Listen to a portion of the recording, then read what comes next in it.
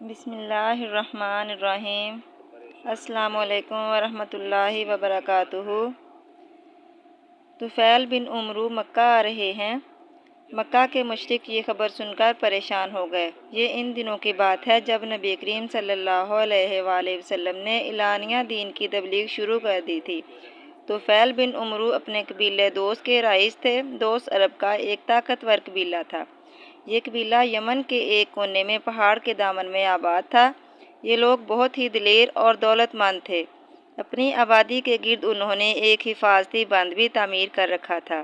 اس طرح ارد گرد کے علاقوں میں ان کی خوب دھاک بیٹھی ہوئی تھی۔ طفیل بن عمرو دوسی ایک شاعر بھی تھے، حیثیت والے شخص تھے۔ اس کے ساتھ ساتھ ان میں سوجھ بوجھ بھی بہت تھی۔ دوسرے بڑے لوگ ان سے مشورے لیا کرتے تھے۔ ان تمام باتوں کی وجہ سے قبیلہ دوس میں ان کی بہت عزت تھی۔ یہی وجہ تھی کہ مکہ کے مشرک ان کی آمد کی خبر سن کر پریشان ہو گئے۔ انہیں یہ خوف محسوس ہوا کہ کہیں طفیل بن عمرو محمد صلی اللہ علیہ وآلہ وسلم کی دعوت کا اثر نہ لے لیں۔ اگر وہ کہیں مسلمان ہو گئے تو ان کی وجہ سے مسلمان طاقتور ہو جائیں گے۔ یہ تھی مکہ کے مشرکین کی پریشانی کی وجہ۔ چنانچہ وہ سر جوڑ کر بیٹھ گئے اور اس مسئلے پر غور کرنے لگے۔ آخر طے کیا کہ طفیل بن عمرو کا پرجوش انداز میں استقبال کیا جائے، ان کی خوب خاطر تواضع کی جائے، اس میں کوئی کسر اٹھا نہ رکھی جائے، ساتھ ہی انہیں محمد صلی اللہ علیہ وآلہ وسلم کے بارے میں خوب بھڑکایا جائے، اتنا ورگلایا جائے کہ وہ آپ صلی اللہ علیہ وآلہ وسلم سے متنفر ہو جائیں، نعوذ باللہ، اور آپ صلی اللہ علیہ وآلہ وسلم کی کسی بات پر کان نہ دھریں۔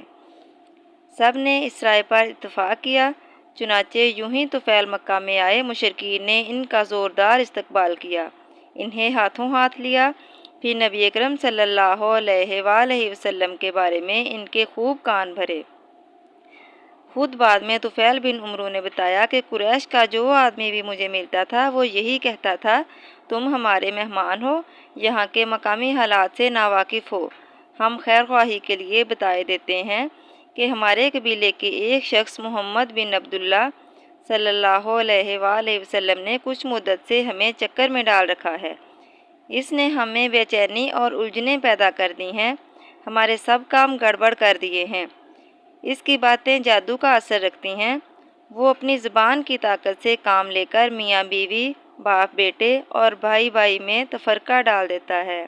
استغفر اللہ، ہمیں ڈر ہے کہ کہیں تم اس کی چال میں نہ آ جاؤ۔ ہمارا دوستانہ مشورہ یہ ہے کہ اس سے کوئی بات نہ کرو اور نہ اس سے کچھ سنو۔ ان باتوں نے مجھے کچھ اس حد تک خوف زدہ کر دیا کہ میں نے اپنے کانوں میں روئی ٹھونس لی، تاکہ اگر اتفاقاً بھی کہیں آپ صلی اللہ علیہ وآلہ وسلم سے ملاقات ہو جائے تو ان کی زبان سے نکلی ہوئی کوئی بات میرے کانوں میں نہ پڑ جائے۔ مگر اللہ تعالیٰ کی قدرت کے انوکھے کھیل دیکھیے۔ دوسرے دن طفیل بن عمرو صبح سویرے حرم کعبہ گئے تو دیکھا کہ رسول اللہ صلی اللہ علیہ وآلہ وسلم کعبے کے پاس نماز پڑھ رہے ہیں۔ اس وقت یا تو کانوں میں روئی رکھنا بھول گئے تھے یا روئی نکل گئی تھی۔ نبی اکرم صلی اللہ علیہ وآلہ وسلم جو آیات تلاوت کر رہے تھے وہ ان کے کانوں میں پڑ گئیں۔ اللہ تعالیٰ کا کلام تھا اور نبی کریم صلی اللہ علیہ وآلہ وسلم کی زبان مبارک سے نکلا تھا۔ طفیل بن عمرو سوجھ بوجھ والے تھے، اثر لیے بغیر نہ رہ سکے۔ انہیں یوں محسوس ہوا جیسے ان کے دل اور دماغ میں ٹھنڈک دوڑ گئی ہو۔ انہوں نے دل میں کہا، او طفیل، تو کتنا ناسمجھ ہے، قریش کے چکر میں آ گیا۔ کیا تجھ میں عقل نہیں ہے؟ اللہ نے تجھے شعر و شاعری کی صلاحیت عطا کی ہے تو خود دوسرے کے کلام کی خوبی یا عیب کو پرکھ سکتا ہے، پھر کیا مشکل اور الجھن ہے کہ تو خود فیصلہ نہ کر سکے؟ ان سے مل کر معلوم تو کر وہ کیا کہتے ہیں، اگر ان کی بات قبول کرنے کے قابل ہے تو مان لے، ورنہ کوئی زبردستی تو نہیں ہے۔ نبی کریم صلی اللہ علیہ وآلہ وسلم نماز سے فارغ ہوئے اور حرم سے نکل کر چل پڑے۔ طفیل بھی پیچھے پیچھے ہو لیے۔ جب آپ صلی اللہ علیہ وآلہ وسلم رہائش گاہ پر پہنچے تو طفیل اچانک سامنے آ گئے اور بولے، اے صاحب، آپ کی قوم نے مجھ سے آپ کی ذات اور آپ کی دعوت کے بارے میں یہ باتیں کی ہیں۔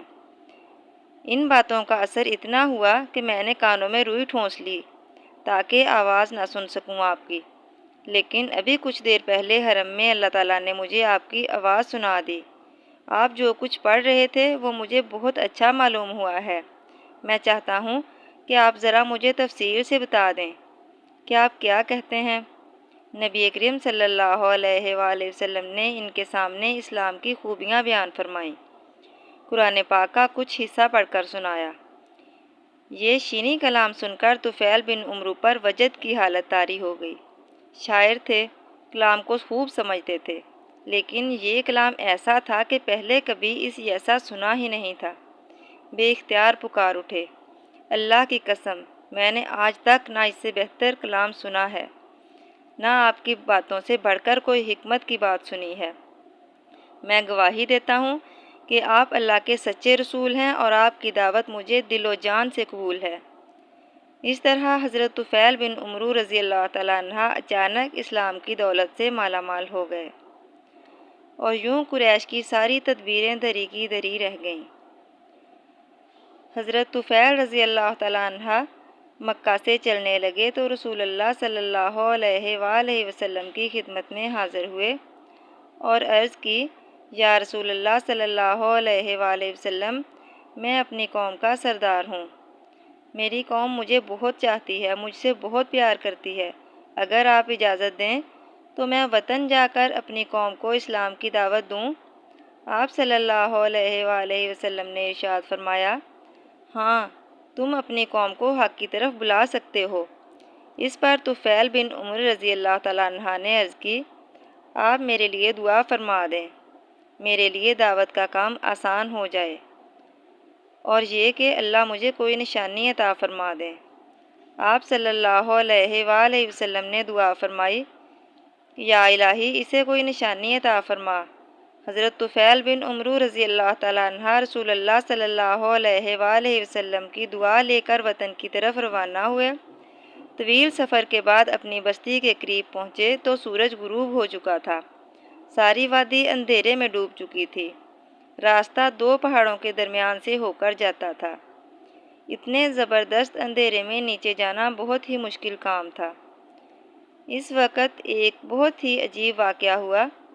یوں ہی حضرت طفیل رضی اللہ تعالیٰ عنہ نے نیچے کی طرف رخ کیا، ان کا چہرہ یکدم روشن ہو گیا۔ اس میں سے پھوٹ پھوٹ کر نکلنے والی روشنی نے ارد گرد کی فضا کو روشن کر دیا۔ حضرت طفیل رضی اللہ تعالیٰ عنہ اس وقت اپنے قبیلے کے ایک ایک گھر کو دیکھ رہے تھے۔ یہ رحمت عالم صلی اللہ علیہ وآلہ وسلم کی دعا کا اثر تھا۔ سبحان اللہ، معلوم نہیں اس وقت طفیل رضی اللہ تعالیٰ عنہ کے دل میں کیا خیال آیا۔ انہوں نے دعا کے لیے ہاتھ اٹھا دیے، اے اللہ، اپنی نشانی چہرے کی بجائے کسی اور جگہ منتقل فرما دے۔ ابھی یہ الفاظ منہ سے نکلے ہی تھے کہ روشنی ان کے کوڑے میں آ گئی۔ اب ہاتھ میں پکڑا ہوا کوڑا مشل کا کام دے رہا تھا۔ یہ وہ نشانی تھی جس کی وجہ سے وہ ذو النور یعنی نور والے مشہور ہوئے۔ گھر پہنچے، سب سے پہلے باپ کو اسلام کی دعوت دی۔ انہوں نے بھی اسلام قبول کر لیا، پھر سارا گھرانہ مسلمان ہو گیا۔ اس کے بعد انہوں نے اپنے قبیلے کو اسلام کی دعوت دی، لیکن وہ اسلام نہ لائے۔ انہوں نے کوشش جاری رکھی، لیکن صرف ایک آدمی مسلمان ہوا۔